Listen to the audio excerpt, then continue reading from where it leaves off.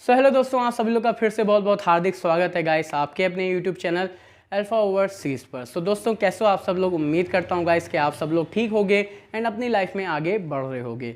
दोस्तों आज के टाइम पे जो है काफ़ी सारे ऐसे बंदे हैं जो कि यूरोप जाके वर्क करना चाहते हैं, बट गाइस वो नहीं कर पा रहे हैं क्योंकि गाइस आज के टाइम पे मार्केट में अगर कोई भी जॉब अपॉर्चुनिटी आती है तो फिर वहाँ पर होता क्या है कि बहुत सारे बंदे जो हैं उसी अपॉर्चुनिटी के लिए अप्लाई कर देते हैं।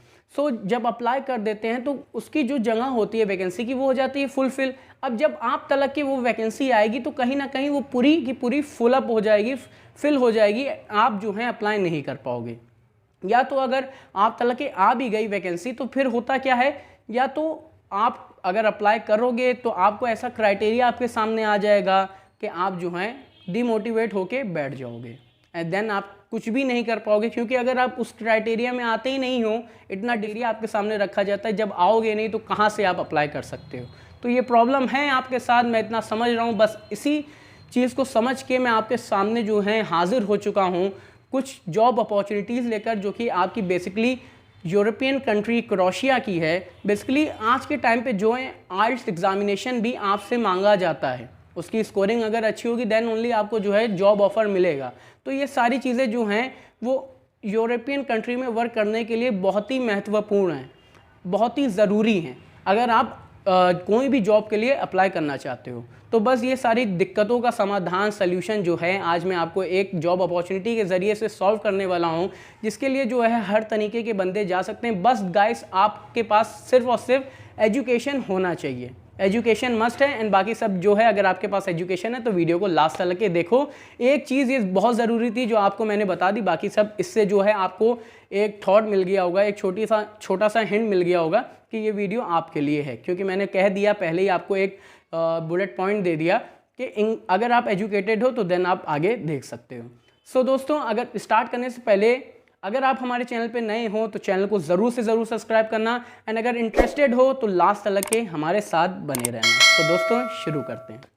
दोस्तों हमारी क्रोएशिया की रिक्वायरमेंट है जिसमें हमें फार्मिंग वर्कर्स चाहिए। बेसिकली आपकी फार्मिंग जो है वो ब्लूबेरीज एंड रोज़बेरीज़ की है। इसमें हमें अप्रॉक्स आपके 20 कैंडिडेट्स चाहिए इस जॉब वैकेंसी के लिए। इसमें आपकी गाइस सैलरी आप जान लो क्या रहेगी। दोस्तों आपकी सैलरी जो है 30 गुना पर आवर रहेगी एंड बेसिकली आपकी 8 आवर्स की ड्यूटी रहेगी एंड आपको ओवर टाइम भी प्रोवाइडेड है। बेसिकली ओवर टाइम आपसे कितना लिया जाएगा ये डिपेंड करता है क्रोएशियन लॉ पर, लेबर लॉ पर, कि आपसे कितना लिया जाता है एंड वहाँ का जो ओनर होगा उस फार्मिंग का उस पर भी डिपेंड करता है कि वो आपसे कितना करवाता है। ये चीज़ जो है वो आपकी मेंशन आउट होगी ऑफ़र लेटर पे। आप जो हैं अपना वीज़ा लेने से पहले आपको ऑफ़र लेटर आता है, उस पर सिग्नेचर करनी पड़ती है अपनी, देन आपका वीज़ा इशू होता है। तो सारी टर्म्स एंड कंडीशन उस पर भी लिखे होंगे, मगर मैं वर्बली आपको बता दे रहा हूँ कि आपका ओवर टाइम जो है बेसिकली है, ठीक है, इतना आप समझ लो। एंड बाकी सब आपका 6 डेज़ वर्किंग रहेगा, 1 डे ऑफ रहेगा, एंड आपका 1+1 ईयर का कॉन्ट्रैक्ट पीरियड है, मतलब 1 साल आप वर्क करोगे। देन 1 साल के बाद आपको 28 डेज़ की जो है हॉलीडेज़ प्रोवाइड की जाएंगी, ताकि जो है आप अपनी होम कंट्री होकर आ सको, अपनी फैमिली मेम्बर से मिल सको, ताकि जो है आप पर डिप्रेशन हावी ना हो। ओके क्योंकि गाइस ऐसा होता है अक्सर कि जब हम अपनों से दूर रहते हैं तो कहीं ना कहीं हमारे माइंड में डिप्रेशन आ जाता है, बहुत हम फ्रस्ट्रेटेड हो जाते हैं, क्योंकि हम अपना घर छोड़ के बेसिकली दूसरी जगह पे जाके वर्क करते हैं, वहाँ पर कोई भी अपना ऐसा नहीं होता जिसको हम जानते हैं। तो कहीं ना कहीं इस चीज़ का बहुत ही इफेक्ट पड़ता है। तो यही चीज़ को ध्यान रख के जो है आपको ये बेनिफिट दिया जा रहा है कि आप 20 डेज़ की हॉलीडेज़ ले सकते हो हर 1 साल कंप्लीट होने के बाद, क्योंकि 1 साल का आपका कॉन्ट्रैक्ट पीरियड होगा फर्स्ट, देन उसको रिन्यूअल करवाएंगे, फिर उस जो रिन्यूअल पीरियड रहेगा वो 28 डेज़ का होगा। उसमें जो है आप आराम से अपने होम कंट्री अपनों से मिल सकते हो, फैमिली मेम्बर से मिल सकते हो अपनी होम कंट्री आकर, वेदर आप बांग्लादेश के हो, आपका नेपाल, पाकिस्तान, कोई सी भी कंट्री के हो, आप अप्लाई कर सकते हो इस जॉब के लिए। अब नेक्स्ट हमारा आता है अलाउंस में आपको क्या क्या मिल रहा है। बेसिकली गाइस आपको अलाउंस में food, accommodation, transportation and medical insurance मिल रहा है। गाइस सारी जितनी भी इंपॉर्टेंट चीज़ें होती हैं वो आपको प्रोवाइडेड है। तो बेसिकली आपको ये नहीं सोचना वहाँ जाके कि आप जो हैं क्या खाओगे, क्या पियोगे, कहाँ रहोगे, ये सारी चीज़ें भी आपको नहीं सोचनी। एंड मेडिकल इंश्योरेंस होने का आपका फ़ायदा जो है वो ये है कि आपको अपनी तरफ से चार्ज नहीं देना है मेडिकल इंश्योरेंस का, सामने से आपको ओनर जो है फार्मिंग का वो आपको प्रोवाइड कर रहा है चार्जेस इसके। वही आपका जो है ये चीज़ को कंप्लीट करके मेडिकल इंश्योरेंस करवा के देगा। तो आपको अपनी तरफ से कोई भी खर्चा नहीं करना है, सिर्फ आपको यहाँ से जाके वहाँ बहुत ही अच्छे से मेहनत करके जो है आपको वहाँ पर रहना है, ताकि जो है आपका अच्छा आउटलुक सामने आए लोगों के। एंड आपकी, क्योंकि गाइस होता ये है अक्सर कि अगर आप अच्छे से वर्क करते हो तो वहाँ कहीं ना कहीं आपका इंप्रेशन जो है वहाँ के ओनर पे पड़ेगा एंड वो आपको हायर पोस्ट भी दे सकता है। सो ये आप पे डिपेंड है कि आप वहाँ पर जाके क्या करते हो, क्योंकि बेसिकली कहा जाए तो यूरोप जाना बस मतलब आप समझ लो वहाँ पर आप टच आउट हो गए तो आप समझ लो आपका फ्यूचर एकदम सिक्योर हो गया। तो मैं भी यही मानता हूँ कि बस आपको एक बार किसी तरीके से कोई भी अपॉर्चुनिटी के ज़रिए से तरीके से आपको वहाँ जाना है। एक बार पहुँच गए तो आपकी पूरी लाइफ सेट है एंड साथ ही साथ आपके फैमिली मेम्बर्स की। बाकी सब ये तो बात एक फ्यूचरिस्टिक है, एक थॉट है, बात की है, मगर जो हमारा मेन टॉपिक जो है वो आपकी ये जॉब का है। ओके, वो जो है आप आगे चल के खुद से कर सकते हो वहाँ जाके, मैं नहीं करवाऊँगा, बट ये जॉब जो है वो आप जो हैं अप्लाई कर सकते हो ओके हमारे थ्रू।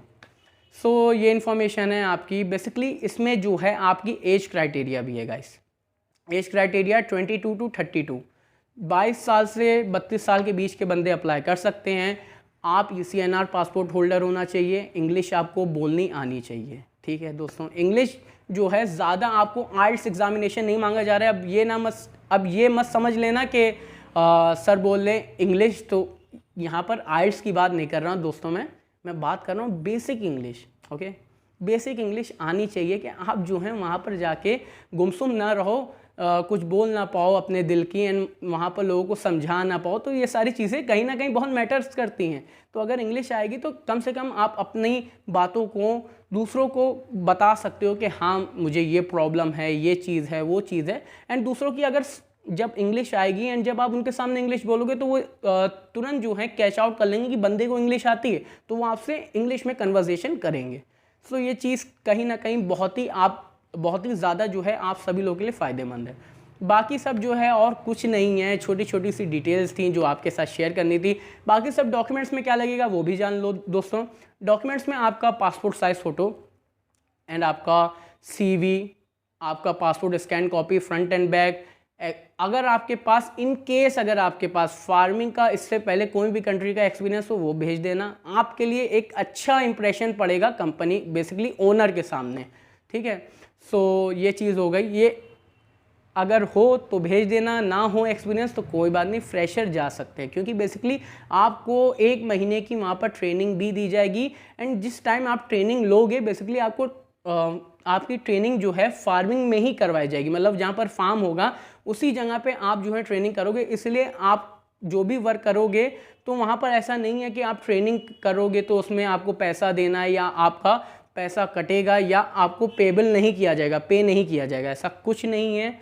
आपको उतना ही पे किया जाएगा जितना मैंने आपको बताया है। 30 कूना जो कि आपका अगर न्यू कन्वर्ट किया जाए इंडियन करेंसी में 11.45 अप्रॉक्स है। ठीक है दोस्तों, वेरी करता रहता है, ऊपर नीचे होता रहता है, इसलिए अभी मैंने कुछ टाइम पहले देखा था, अब कितना है ये मुझे नहीं पता है। ठीक है, तो पहले इतना था। तो इसमें आपके डॉक्यूमेंट्स मैंने बता दिए, passport size photo, passport scan copy front end back, resume, CV, education certificate, अगर एक्सपीरियंस हो तो आप भेज सकते हो, वरना कोई बात नहीं।